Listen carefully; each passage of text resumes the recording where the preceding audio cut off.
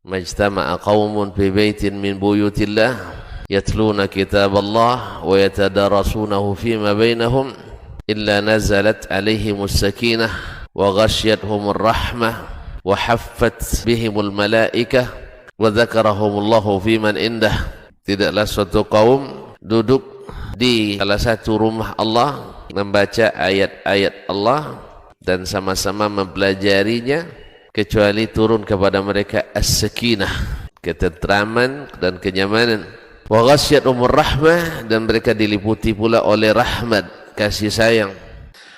Assalamualaikum warahmatullahi wabarakatuh. Alhamdulillahi rabbil alamin wal aqibatu lil muttaqin wala udwana illa ala adh-dhalimin. Asyhadu an la ilaha illallah wahdahu la syarika lah waliyus salihin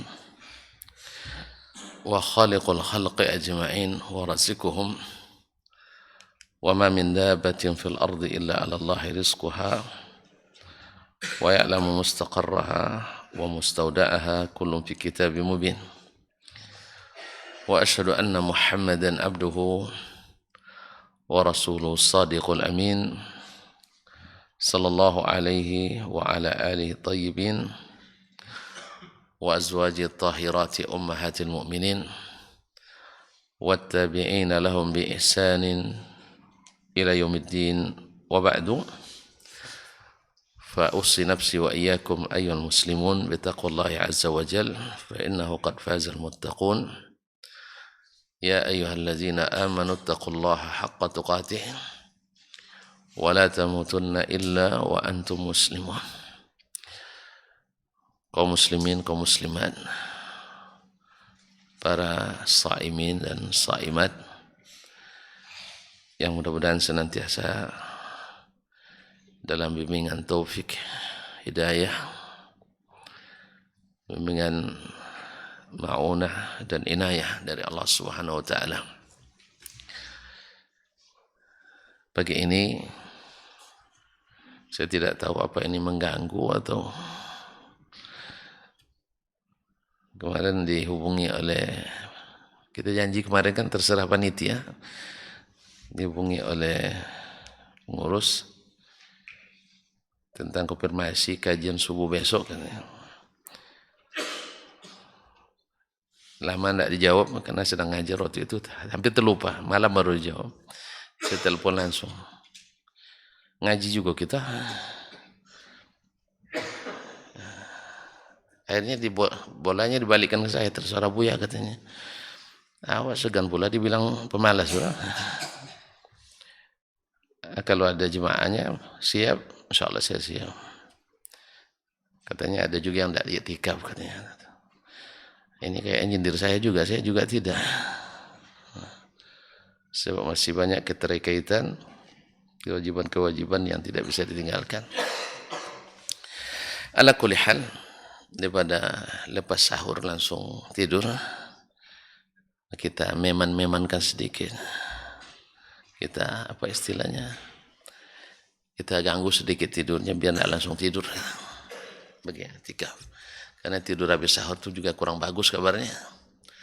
Oleh sebab itu sampai ya sekitar 40 menit atau kurang lah kita ngaji pagi ini. Mudah-mudahan tidak mengganggu yang i'tikaf dan mudah-mudahan menjadi kebaikan juga insyaallah taala. Masih dalam pembahasan an-nasikh wal mansukh. Qala al-Imam Asy-Syafi'i rahimahullah, wajhun akhar min an-nasikh wal mansukh. Bentuk lain dari an-nasikh wal mansukh, di mana dalam ayat ini atau dalam masalah ini hadis Nabi alaihi salatu wassalam dinasakh dengan hadis juga, tetapi dilalahnya diambil dari Al-Quranul Karim.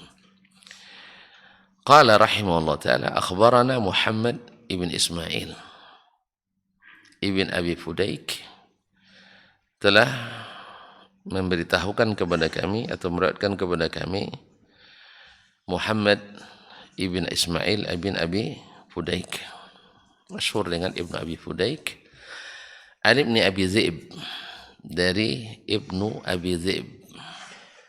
Ibnu Abi Zi'b adalah Muhammad bin Abdurrahman Ibnu Abi Zi'b al-Madani, sahibu Al-Muwatta. Beliau juga menulis kitab Al-Muwatta.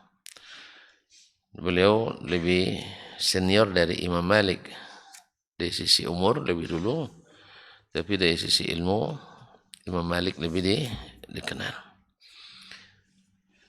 Anil Maqburi, dari Al-Maqburi, itu Sa'id ibn Abi Sa'id Kaisan Al-Maqburi Al-Madani, an Abdurrahman ibn Abi Sa'id, dari Abdurrahman ibn Abi Sa'id, an Abi Sa'id Al-Khudri, yani Abdurrahman bin Abi Sa'id anak, ini tabi'in, anak sahabat Nabi Abu Sa'id Al-Khudri. Sa'ad ibn Malik ibn Sinan dikenal dengan Abu Sa'id Al-Khudri, salah satu sahabat yang terbanyak merupakan hadis dari Nabi alaihi salatu wassalam. Qala, dia berkata, hubisna yawmal khandaqi 'an as-salah hatta kana ba'da al-maghribi bihawiyyin min al-lail. Kami tertahan dari melaksanakan salat, artinya terhalang melaksanakan salat pada masa perang Khandaq. Perang Khandaq tahun ke? Perang Ahzab tahun ke? Ke-6 Hijriah, di mana pasukan multi apa ya? Tidak ada nasional waktu itu, multis kabilah Arab. Jadi orang-orang Arab bersekongkol semuanya, seluruh kabilah, kecuali yang ada perjanjian sekutu dengan Bani Hashim. Mereka semuanya bersepakat hendak menghancur leburkan kota Madinah. Tentu saja targetnya hendak mengubur dakwah Islam ini sampai tidak ada lagi tersebut namanya. Itu target mereka. Tetapi Allah SWT menyelamatkan, ya, mereka berhasil mengumpulkan 10.000 pasukan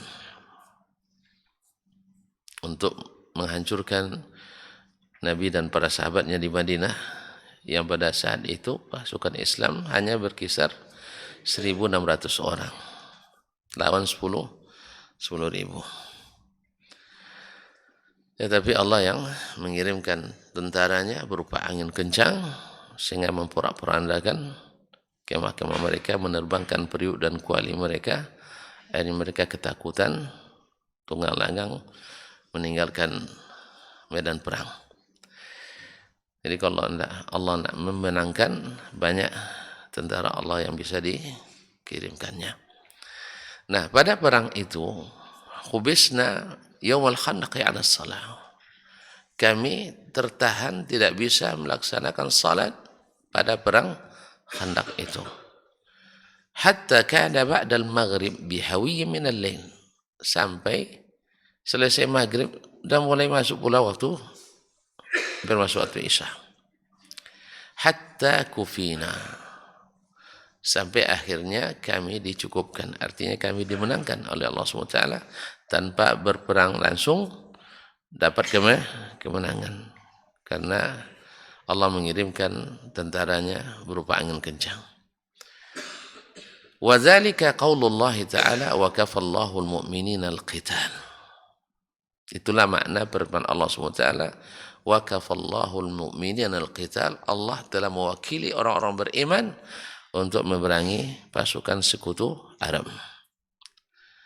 Wa kana Allahu qawiyyan aziza. Dan sesungguhnya Allah Maha Kuat lagi Maha Perkasa. Ini ikhwah kaum muslimin dan muslimat, bagi mereka yang mengatakan Islam itu hasil budaya Arab. Ini orang Arab memerangi sekutu Arab memerangi Nabi dan para sahabat. Andainya yang ditegakkan Nabi adalah budaya Arab, mungkin mereka perangi? Hah?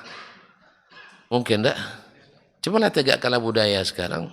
Apa aja budaya, orang tidak akan menghalangi. Ya enggak? Tapi kalau tegakkan kebenaran, sebagiannya akan bertentangan. Maka disitulah akan dihalangi. Ya sih? Di antara budaya turun-temurun, acara ini, ritual itu. Kan ini yang sudah menjadi budaya turun-temurun. Misalnya, kalau sudah terbiasa kaum muslimin, misalnya di Bangkinang lah misalnya, Ayo Zora nanti. Tahu Ayo Zora? Nggak tahu ya. Ayo puasa 6. Hari raya puasa 6. Di kampung kita. 6. Puasa 6. Ini budaya atau bagian dari agama? Ini budaya. Kalau hidup kan tidak ada yang marah, tapi coba dijelaskan, maka akan banyak yang marah. Apa sebab? Ini sudah tradisi dan budaya. Sehingga tidak sedikit yang bela-belain, dan kalau dijelaskan orang akan tidak suka. Padahal ini bukan hanya sekedar sebagian kan mengatakan bid'ah hasanah nih kan, bukan sekedar bid'ah, ini dilarang oleh Rasulullah Sallallahu Alaihi Wasallam karena menjadikan kuburan tempat berhari raya, itu jelas larangan dari Rasulullah Sallallahu Alaihi Wasallam. La tattakhidhu qabri idan, jangan jadikan tempat kuburanku sebagai tempat berid, berkumpul-kumpul berhari raya. Ini namanya aja namanya saja ayo zora, maksudnya raya ziarah kubur. Kan puncaknya nanti ziarah kubur beramai-ramai. Itu jadi event nanti yang dijadikan bagian daripada kearifan lokal. Allah musta'an. Nah, dulu Nabi SAW banyak kearifan lokal Quraisy yang dikaitkan dengan agama, tetapi tidak ada dasarnya dalam agama. Lalu Nabi SAW menjelaskan, tentu saja yang paling besar adalah yang sampai membuat mereka terlibat dalam kesyirikan. Itu yang paling berat. Dan tidak sedikit pula budaya-budaya yang tidak sampai kepada syirik, tetapi juga dianulir oleh Nabi alaihi salatu wassalam karena bercanggah dengan syariat. Ini maksud saya di sini adalah bahwa yang ditegakkan Nabi, agama Islam ini bukan produk. Ulang lagi, lupa lagi. Bukan produk budaya, tapi adalah wahyu yang diwahyukan Allah. Ini kan sebagian orang-orang orientalis, orang pluralis, orang-orang liberalis, pokoknya yang sepilis, ya kan, sekularis, pluralis, dan pokoknya alis-alis semuanya tuh. Mengatakan Islam itu budaya Arab. Oleh sebab itu kita harus punya Islam yang bukan Arab. Akhirnya cuma ada Islam Nusantara, beda dengan Islam Arab. Sejak kapan pula kita punya lebih daripada orang Arab tuh? Bahasa mereka lebih hebat bahasanya. Budaya dan banyak hal mereka lebih punya kelebihan. Coba bayangkan, bangsa paling pemurah di dunia, bangsa Arab juga. Kalau kita bangsa yang paling, bilanglah paling santun. Nah, antum tidak percaya diri nampaknya. Bangsa paling santun orang Indonesia itu, terinjak kakinya maaf masih dipakai gitu. Itu kabarnya dulu. Sekarang dan injak kaki orang kita. Allah musta'an. Belum lagi terinjak kaki. Coba disentuh aja di suatu salat kaki, masalah ada diinjak kaki kita. Hilang santunnya sekarang tuh. Nah, Allah musta'an. Ya, baru nak menempelkan kaki aja sudah diinjaknya kaki kita. Jadi rupanya santun tuh kayaknya dulu, sekarang kurang, nggak tahu. Nah, budaya ini yang harus kita jaga sebenarnya, bukan hal-hal yang menyimpang dari agama kita. Baiklah kaum muslimin dan muslimat. Nah, wakafallahu al-mu'minin al-qital. Allah telah mewakili orang beriman untuk berperang itu, yaitu dengan mengirimkan tentaranya tadi. Wa kana Allahu qawiyyan aziza. Allah itu maha kuat, maha perkasa. Qala, siapa yang berkata? Abu Sa'id Al-Khudri, perawi. Fada'a Rasulullah sallallahu alaihi wasallam Bilalan. Lalu Rasul sallallahu alaihi wasallam menyeru Bilal, memanggil Bilal. Untuk apa? Ya karena namanya Bilal tugasnya. Tugas Bilal apa? Azan dan qaman. Bukan zikir dan ini Bilal udah tambah tugasnya sekarang. Saya takut tidak ada gajinya, SK-nya kan nggak ada. Dulu Bilal zaman Nabi tugasnya apa? Azan, qaman. Di zaman kita bertambah, tukang berikan tongkat, tukang baca salawat, tukang apa lagi? Tukang pimpin doa. Kadang-kadang awak jadi imam tidak berkuasa, kadang lebih berkuasa Bilal daripada imam. Ya imam tak berangkat doa, tapi Bilal yang mimpin doa. Ini kayaknya tidak sesuai SOP ini. Kita tanyalah nanti sama Bilal tuh, masuk dalam, ya harus tahu tuan bahwa kalau pekerjaan tak ada SK-nya, tak ada. Kalau pekerjaan tak ada SK, tak ada honornya. Jadi kalau nanti pekerjaan Bilal ditambah, ya dari azan dan qamat menjadi mimpin doa dan selawat dan sebagainya, takutnya nanti gajinya enggak keluar. Ya, saya sudah banyak mencoba kerja bagus tapi tak ada SK, akhirnya honor enggak dapat. Jelas? Nah, oleh itu kaum muslimin dan muslimat, Nabi sallallahu alaihi wasallam memanggil Bilal. Fa amara, lalu dia perintahkan, fa aqama adh-dhuhra. Lalu beliau memandangkan iqamat salat zuhur. Kapan salat zuhurnya?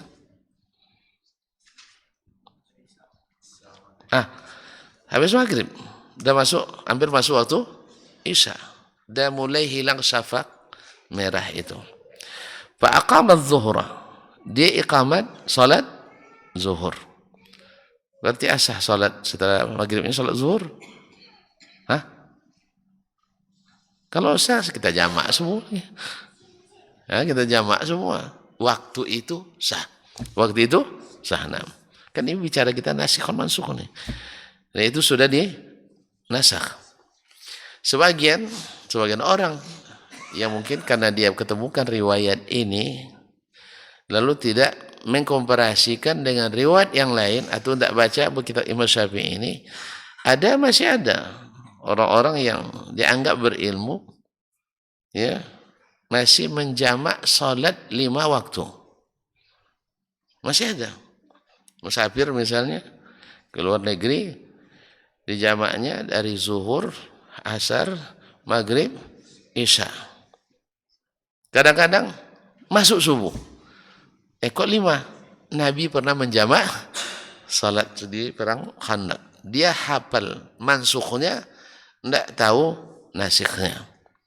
Jadi subhanallah. Kadang-kadang orang kalau sudah terlanjur tinggi, kadang susah untuk itu masalahnya, susah kadang untuk diberi masukan. Allah musta'an. Makanya memang belajar di waktu kecil ibarat mengukir di atas batu. Kalau gajar sudah dewasa ini, ngukir di atas air. Nah, belum selesai lukisannya dia hilang. Allah musta'an. Taib, faqama adh-dhuhra fa shallaha fa ahsana salataha. Iqamat zuhur, lalu Nabi menunaikan salat zuhur. Fa ahsana salataha. Tetap salatnya baik. Artinya tidak tergesa-gesa. Seperti mana dia salat di waktunya, seperti itu dia salat pada waktu itu. Kama kana yusalliha fi waqtiha, seperti mana dia salat di waktunya. Sebagaimana Nabi salat di waktunya, seperti itu juga salat dia di luar waktu itu. Kadang-kadang kan kita kalau udah tergesa-gesa, udah terlambat kan, asal selesai saja. Enggak, Nabi SAW salat seperti belum keluar waktunya. Thumma aqamal asra. Kemudian qamat lagi untuk salat asar. Fasallaha kadzalik. Dia salat asar seperti salat pada waktu-waktunya. Naam, dengan khusyuknya. Qala thumma aqamal maghrib. Kemudian beliau mengadakan qamat salat maghrib. Fasallaha kadzalik. Dia salat maghrib seperti dia salat pada waktunya juga. Thumma aqamal isya. Kemudian beliau qamat isya. Fasallaha kadzalika aidan. Dia juga salat seperti itu juga. Qala wa dzalika, Abu Sa'id menjelaskan, wa dzalika qabla an anzalallahu fi salatil khaufi. Itu dilakukan Nabi sebelum turun kepadanya ayat tentang salat khauf. Farijalan aw rukbana, yaitu fasallu rijalan aw rukbana. Kalau seandainya kalian dalam keadaan takut, maka salatlah dalam keadaan berjalan atau berkendaraan. Jadi sebelum ayat ini turun, itu yang dilakukan Nabi alaihissalatu wassalam. Karena belum ada rukhsah untuk salat dalam keadaan berjalan, karena mereka dalam perang tadi. Karena belum ada tentang perintah tentang salat dalam keadaan apapun, akhirnya Nabi terpaksa menunggu sampai perang usai. Nah, qala Asy-Syafi'i rahimahullah, berkata Imam kita Asy-Syafi'i rahimahullah, فلما حكى أبو سعيد أن صلاة النبي صلى الله عليه وسلم عام الخندق كانت قبل أن ينزل في صلاة الخوف فرجالا أو ركبانا استدللنا على أنه لم يصلي صلاة الخوف إلا بعدها. Tatkala Abu Sa'id perawi sahabat Nabi SAW menghikayatkan bahwa salatnya Nabi pada perang Khandaq, yaitu salat 4 waktu dalam satu waktu, 4 waktu dalam satu waktu, qabla yunzala fi salatil khauf. Itu terjadi sebelum turun ayat tentang perintah salat khauf, salat dalam keadaan takut, yaitu firman Allah farijalan aw rukbana. Itu salatlah dalam keadaan berjalan kaki atau dalam keadaan berkendaraan. Istadlalna, dari situ kita mengambil dalil ala annahu lam yusalli salatal khauf, bahwa Nabi tidak melakukan salat khauf illa ba'daha, kecuali setelah kita mengambil dalil bahwa beliau tidak salat khauf kecuali setelah perang Khandaq. Sebelumnya belum ada. Jadi bila terjadi riwayat atau ditemukan riwayat Nabi SAW salat di perang-perang sebelumnya, menjamak banyak salat atau salat setelah keluar waktu, itu sebabnya karena belum ada keringanan salat khauf. Dan baru ada keringanan setelah perang Khandaq tadi. Nah, illa ba'da iz hadarah Abu Sa'id, sebab Abu Sa'id termasuk saksi sejarah, bahkan pelaku sejarah yang ikut dalam keadaan itu. Wa haka ta'khir as-salawat hatta kharaja waqti 'ammatiha, dan beliau yang menceritakan bahwa Nabi SAW melambatkan semua salat tadi sampai keluar dari waktu sebagian besarnya. Zuhur dah keluar, asar dah keluar, maghrib hampir keluar, dan ketika dilaksanakan salat maghrib memang sudah keluar. Kan dimulai tadi syapak merah sudah mulai hilang dan masuk malam. Maka Nabi salat apa dulu? Zuhurnya bertenang atau tergesa-gesa?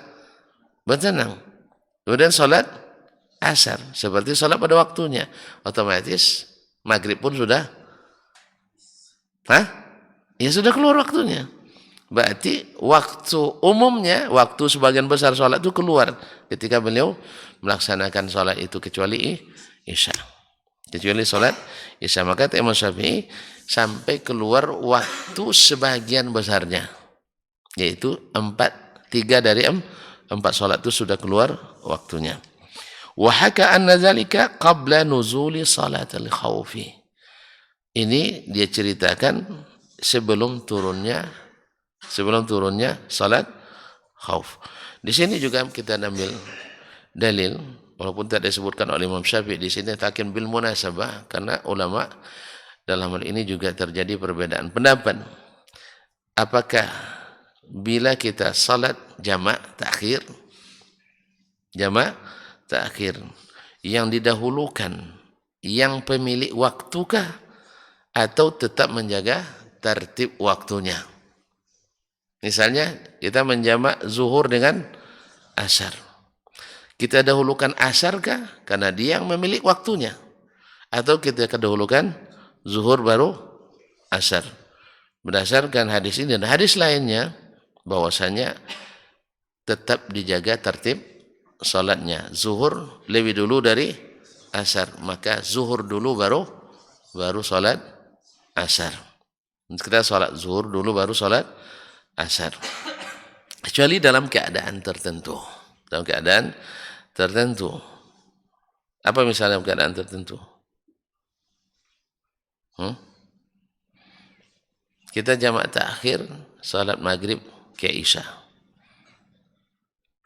Taib.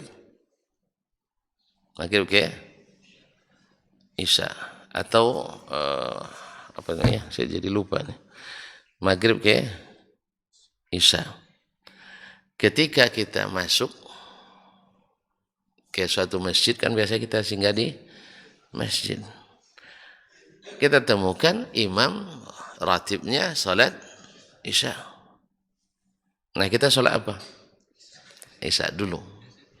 Kita salat isya dulu, baru salat maghrib. Karena mengikut imam itu diutamakan. Tetapi bagi yang mengatakan tetap jaga waktunya, sebagian mengatakan dia salat maghrib, di rakaat ketiga dia duduk menunggu imam di rakaat ke-4. Jelas? Bagi yang tetap bertahan dengan tertib salat maghrib lebih dulu daripada isya, maka dia rakaat ketiga duduk menunggu imam. Jangan salam dulu. Kalau salam dulu batal salatnya. Nah, tunggu imam, dan ketika selesai imam tahiyatul, imam salam, kita ikut salam juga. Tapi ini kadang-kadang bikin membingungkan orang. Oleh sebab itu, di dalam keadaan seperti ini didahulukan salat isya'nya daripada salat maghrib, supaya orang nanti tak banyak habis salat pada nengok kita semua. Ini dah lain pula ni kan. Apalagi orang yang jarang melihat orang jamaah, karena jamaah qasar ini banyak juga yang tidak tahu hukumnya. Mohon maaf, kadang-kadang seorang akademisi dah bergelar doktor juga, kadang dah jalan profesor, musafir tidak pernah jamaah qasar. Apa sebab? Payah masang niatnya katanya. Payah masang niat. Saya tidak paham juga kenapa begitu payah betul pasang niat. Itulah makanya jangan mengada-ngada. Jangan mengada-ngada, karena mengada-ngada bikin sulit kita. Iya. Akhirnya dia tidak pernah sholat. Pertama tidak pernah jamak qasar. Yang kedua tak pernah sholat berjamaah. Sudahlah jamak qasar, habis itu jamaatan pula kan. Paham tak? Tambah kata makmuman imaman itu sulit betul itu. Kan jam'at takhiri. Kan itu kan? Iya kan? Atau jam'at taqdimi. Adaan. Imaman. Atau makmuman. Kan susah jadinya. Dan harus antara al dengan bar. Allahu akbar. Harus putus itu. Kalau tidak putus, ulang lagi. Iya, akhirnya akhir was-was. Kadang ustadznya ada kisahnya. Ada orang asli di Malaysia, 10 orang baru masuk Islam. Belajar salat sama ustadznya. Kata ustadz, nanti apa ustadz buat, kalian kena buat. Siap ustadz. Kita pas takbiratul ihram tak masuk ustadznya. Allahu kan Mungkin jarang juga jemaah barangkali, enggak. Akhirnya enggak putus. Astagfirullah. Auzubillahi minasyaitonirrajim. Qul huwallahu ahad. Allah sampai qul a'udzu lama kan? Ya, untuk ta'awuznya panjang. Habisnya hampir lagi enggak jadi juga. Lama-lama nengok seperti itu, ada ide dari salah seorang dari yang mu'allaf itu. Ustaz, saya cobalah katanya, saya coba. Oh, silakan ke Ustaz. Ustaz dikasih kesempatan. Dia bilang, apa baca tadi Ustaz? Allahu Akbar. Ya, Allahu Akbar. Saya sekali aja bisa katanya. Melengok di ke belakang. Batal lagi salatnya. Jadi Ustaz dari 10 kali tak masuk-masuk, kan dia bangga kan? Ustaz 10 kali tak masuk, saya sekali langsung masuk. Nah, jadi pemula dalam hal ini lebih baik daripada yang profesional nampaknya. Oleh sebab itu jangan dipersulit kita kaum muslimin dan muslimat dirahmati Allah. Jadi pada asalnya tadi katakan bahwa Nabi SAW sholat zuhur dulu, padahal zuhur sudah tertinggal kan. Asar setelahnya, pada asar sudah jauh tertinggal. Maghrib setelahnya, baru terakhir isya. Berarti isya sebenarnya kalau dipakai teori sebagai pemilik waktu harus dahulu kan, harusnya isya dulu, habis itu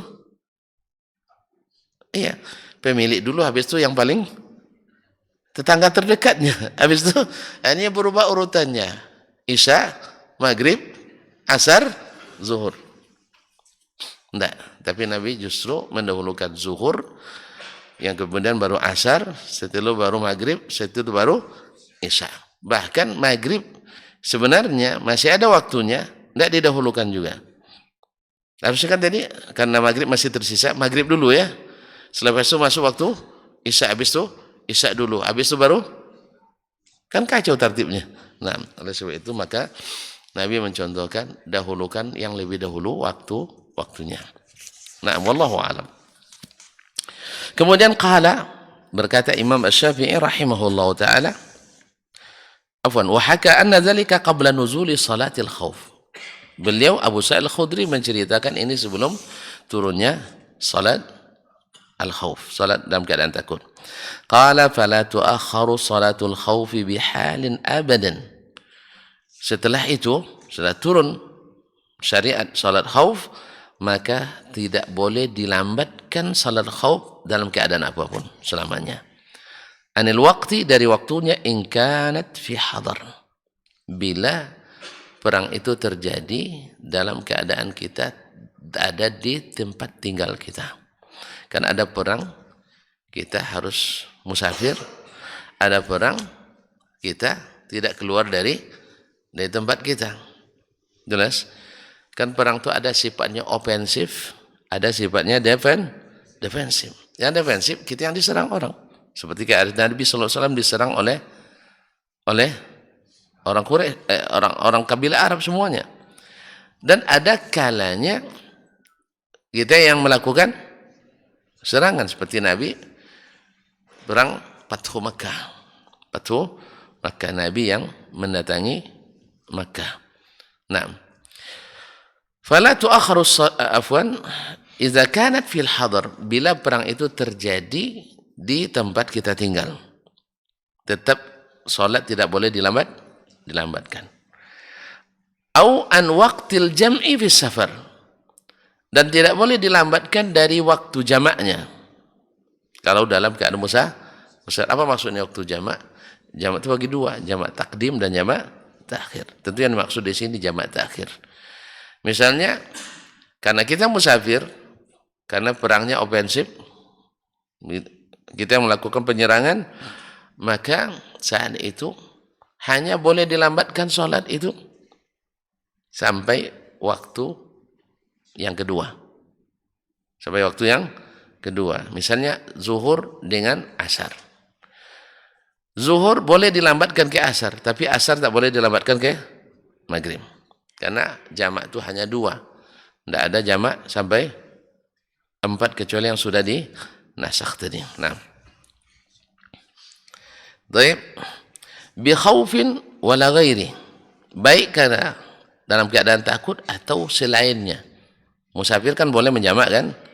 Musafir walaupun dalam keadaan takut kan boleh menjamak, tapi tidak boleh keluar dari waktu jamak takhir tadi. Walakin tusalla kama shalla Rasulullah sallallahu alaihi wasallam, tapi salat itu ditunaikan sebagaimana Rasulullah SAW melaksanakannya. Beliau tak pernah menjamak lagi salat kecuali 2 salat. Tak pernah lagi menjamak sampai lebih dari 2 salat. Jamak takdim atau jamak takhir. Nah, bila maghrib zuhur dijamak ke asar, tidak boleh dikeluar dari waktu asar. Bila maghrib dijamak ke isya, tidak boleh keluar dari waktu isya. Wallazi akhazna bihi fi salatil khawfi, yang menjadi pegangan kami dalam masalah salat khauf ini, anna Malikan, bahwa sesungguhnya Imam Malik ibn Anas, guru beliau, akhbarana, memberitahukan kami, an Yazid ibn Ruman, dari Yazid ibn Ruman, an Salih ibn Khawwat, dari Salih ibn Khawwat, an man shalla ma'a Rasulillah sallallahu alaihi wasallam salatul khauf, dari sahabat yang ikut salat bersama Rasulullah sallallahu alaihi wasallam salat khauf dalam keadaan takut, yauma dzati riqa, pada perang Zati ar-Riqa. Naam.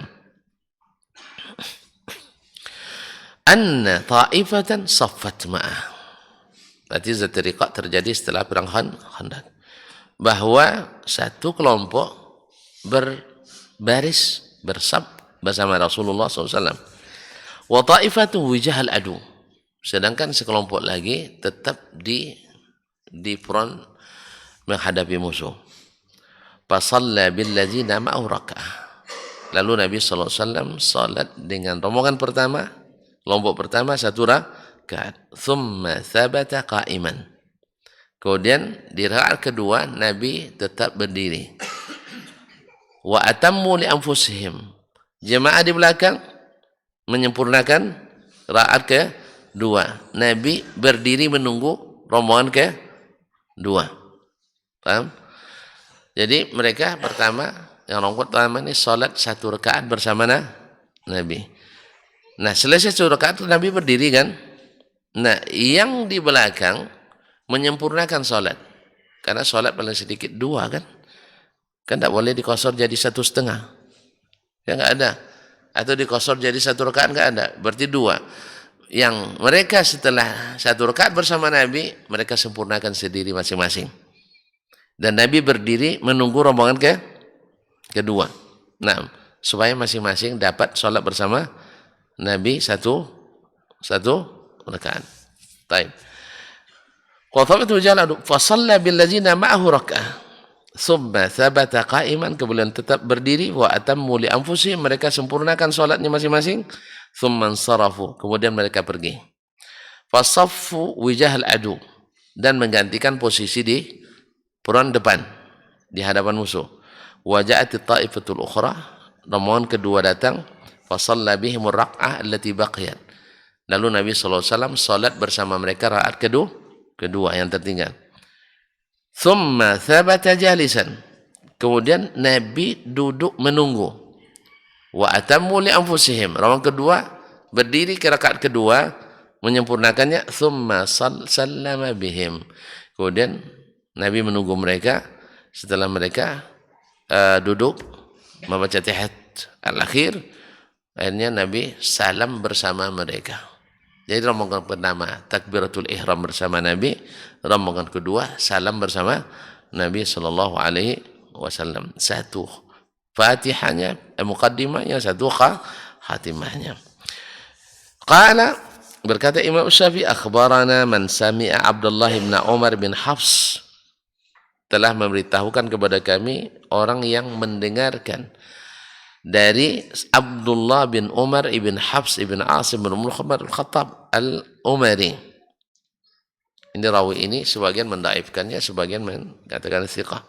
Yukhbiru an akhi, memberitahukan dari saudaranya. Siapa saudaranya? Ubaidillah ibn Umar.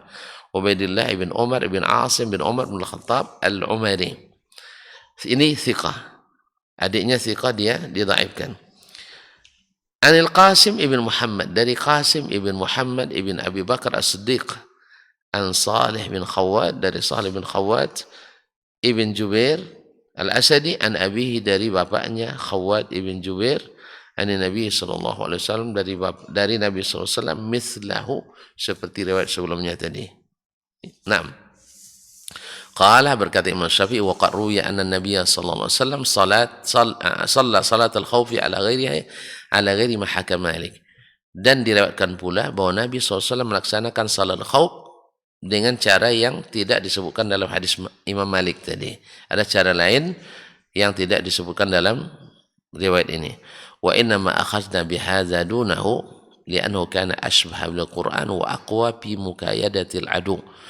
Kami mengambil yang cara ini pertama karena seperti itu yang tersebut dalam Al-Qur'anul Karim, lebih dekat.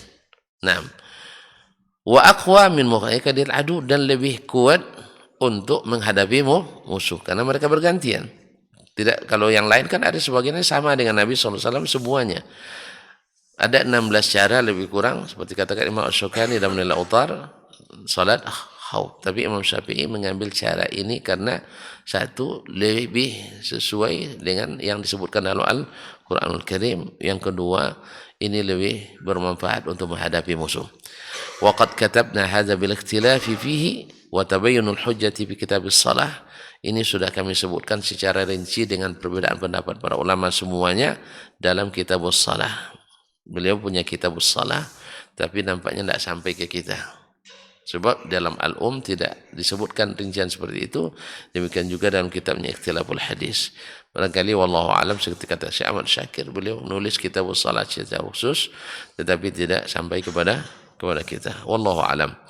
Wa tarakna dzikra man khalafana fihi wa fi ghairihi min al-ahadits li'anna ma khulifna fihi minha muftaraqun fi kutubih. Kami tinggalkan menyebutkan pendapat yang berbeda dengan kita dalam masalah salat ini dan dalam masalah lainnya dalam hadis-hadis karena masalah itu sudah disebutkan secara terperinci dan di tempatnya dalam kitab-kitab. Jadi beliau sengaja tidak menyebutkan jenis-jenis itu karena kitab ini sifatnya adalah usul, qawaid al-usul. Wallahu ta'ala alam wa sallallahu ala nabiyyina Muhammadin wa sallam. Sampai di sini. Mudah-mudahan insyaallah selepas Syawal aja ya. Selepas hari raya lah. Insyaallah kita sambung kembali. Wabillahi taufiq wal hidayah. Wallahu ta'ala alam wa sallallahu ala nabiyyina Muhammadin wa sallam. Wa subhanakallahumma bihamdik asyhadu an la ilaha illa anta astaghfiruka wa atubu ilaik. Wassalamualaikum warahmatullahi wabarakatuh. Majtama'a qaumun fi baitin min buyutillah yatluna kitaballah wa yatadarasunahu fima bainahum illa nazalat alaihimus sakinah wa ghasyiyatuhumur rahmah wa haffat bihimul malaikah wa dzakarahumullahu fiman indah. Tidaklah suatu kaum duduk di salah satu rumah Allah membaca ayat-ayat Allah dan sama-sama mempelajarinya kecuali turun kepada mereka as-sakinah, ketentraman dan kenyamanan. Wa ghasyiyatuhumur rahmah, dan mereka diliputi pula oleh rahmat, kasih sayang dari Allah Subhanahu wa taala. Wa haffat bihimul malaikah, dan mereka pun dikelilingi oleh para malaikat karena malaikat suka majlis-majlis zikir dan ilmu. Wa dzakarahumullahu fiman indah, dan Allah akan banggakan sebut-sebut mereka di kalangan malaikat-malaikat yang ada di sisinya, di masyarakat atas. Mudah-mudahan kita termasuk yang sering disebut-sebut di sisi Allah di kalangan para malaikat, dan di akhir majelis ini mudah-mudahan kita pula mendapatkan seperti yang tersebut dalam hadis qudsi, qumu maghfuran lakum, silahkan berangkat meninggalkan majelis ini dalam keadaan diampuni dosa-dosa kalian.